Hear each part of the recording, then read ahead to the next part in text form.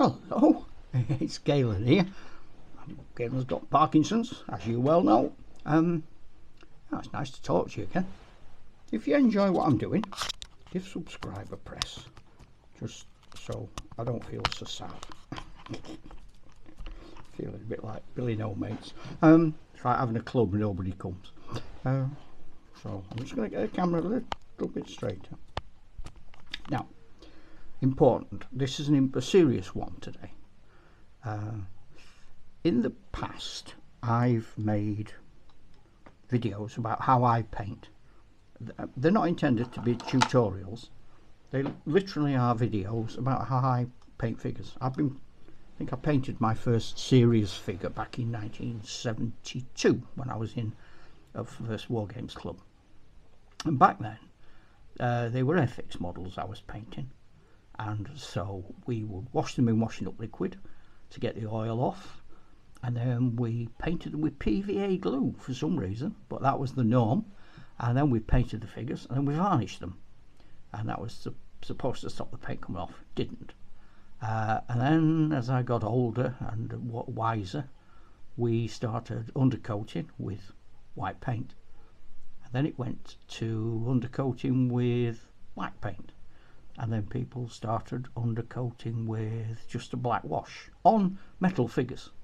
I've never really painted many 3D printed figures, so it might well be, as has been pointed out to me, wrong of me to say that you don't need to undercoat. Now, the best advice I've heard, and it actually was in one of the comments to a video of mine, and I would urge you to read the comment in full where it says more, and I'd urge you to look at the side, because that is the proper way. If you follow that, you will get an excellent result, and that involves even sanding down these resin figures just lightly, I think, and making sure there's no chemical residue or anything likely to come through and spoil your painting.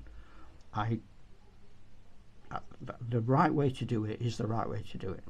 I don't do it the right way. I accept that.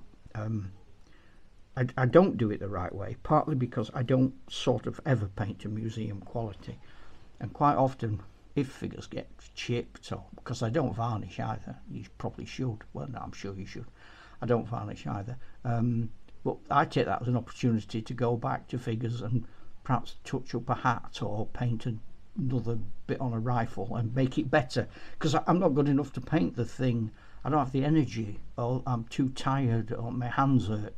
So quite often finding 4 or 5 figures in a box that just need the smallest amount, it works for me. It just works for me. It might not work for you. I remember when I used to paint like 90 figures a day when I was working painting professionally for a company.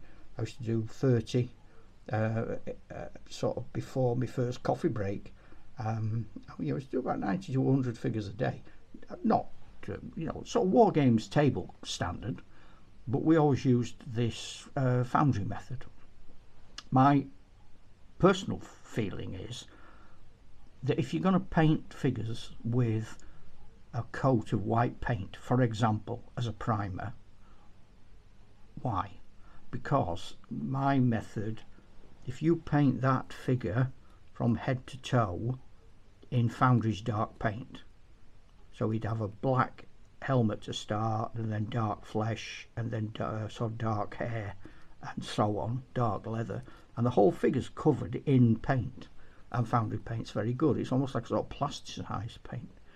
And then you go over and paint him again with the medium shade, and then you go over and paint him again with the light shade. In effect, you've painted him 4 times. I'm not convinced that a primer as well is necessary. I might well be wrong, but anyway, the right way to do it is not my way. Can I stress that? It very rarely is. My way is the way that 50, 60 odd years of wargaming has helped me, and some of it is getting around corners and cheating, or some of it's a basic cock-up.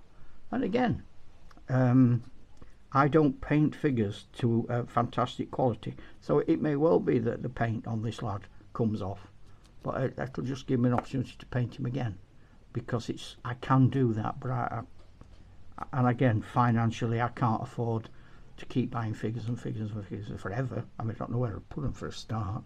You come to a point where you've got more figures than space, more projects and life expectancy.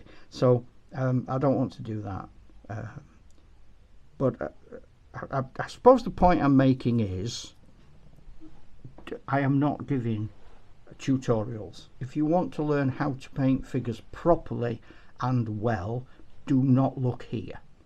I'm showing you, if you're old with an illness, and I have Parkinson's, and you are worrying that you might not be able to continue with the hobby, I am a bloke, an ordinary man, who is carrying on with the hobby. Might not be good at it, but I'm doing it.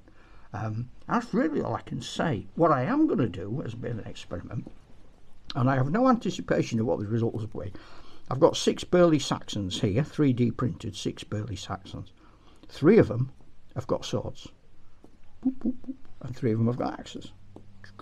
So the chaps with swords, I'm going to paint exactly as a tutorial would tell me to. I'm going to do everything that the tutorial tells me to do. The 3 with axes, I'm going to do what I always do. I'm just going to bang some paint on them. I'm going to put them on these bases. They're going to be one unit. They're always going to fight the same battles. They're always going to be packed away in the same way. If in 6 months I shall review this again, and I'm going to put a note on the calendar now to remind me that 6 months today I will review these figures, and we'll see just how bad mine are. I'm interested to know. And also I'm going to say that at the moment anyone chips or anything goes wrong, I'm going to make an instant video about that event. So yeah, I don't know why. I'm really worried that I'm telling you to do things like some sort of super expert, and you're going to run off, paint your figures, and then all the paint's going to fall off. It's going to be my fault. So if please, if you want a tutorial and you want to know how to do things proper, there are some fantastic people out there who can help you, and I'm sure you'll find them.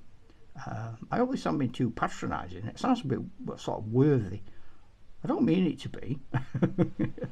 I'm genuinely worried that I'm telling you a lot of rubbish, and I'm sort of going to send you off down the wrong track, and I really don't want that. And I am so grateful to people who are making comments, setting me on the right path, because if it helps me, it'll help you, and they're sharing their knowledge, aren't they? So that's really kind of them, so thank you. And like I say, fancy a subscribe, that'd be super. And I would certainly advise you to find the people who are commenting and subscribe to them, because those guys are the experts and they really do know what they're talking about. They're making beautiful models, they're giving great advice, and I'm so grateful for those people being on YouTube. It's a smashing service for all of us. So I'll chat to you soon. Okay, chucks, ta-ta then.